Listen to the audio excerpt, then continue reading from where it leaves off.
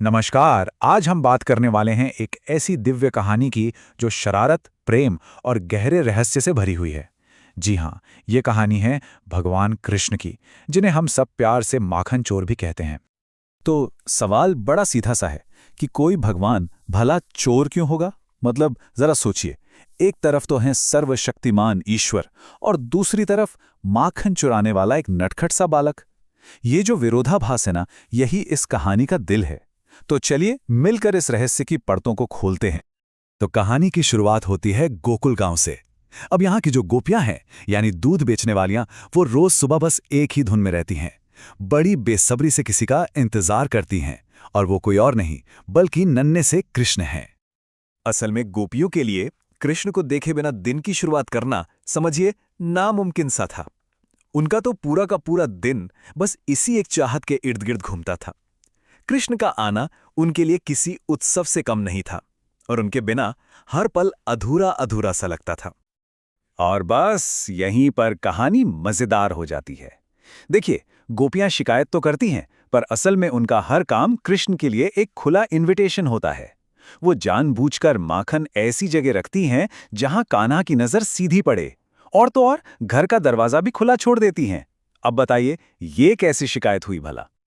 तो ये बात तो साफ है कि उनकी ये शिकायत असल में शिकायत थी ही नहीं।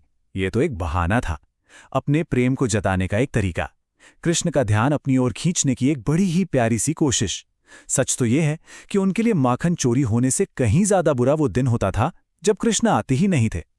अच्छा, अब ये खेल यही नहीं रुकता। सारी गोपियां मिलकर कृष्ण की मां यशोदा मैया के पास एक ऑफिशियल शिकायत लेकर पहुंच जाती हैं।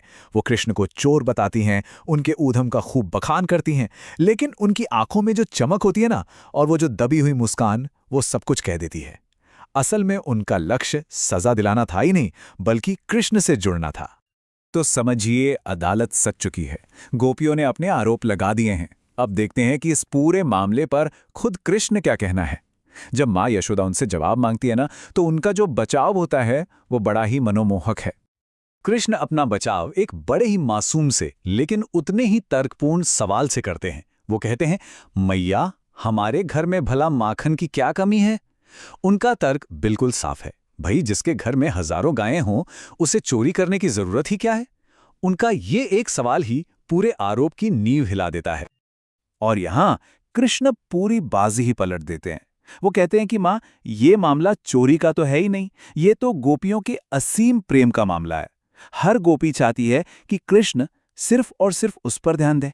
तो होता यह है कि जब वो किसी एक गोपी के पास होते हैं तो दूसरी को ईर्ष्या होती है, और वो शिकायत का बहाना बनाकर उन्हें अपने पास बुला लेती है।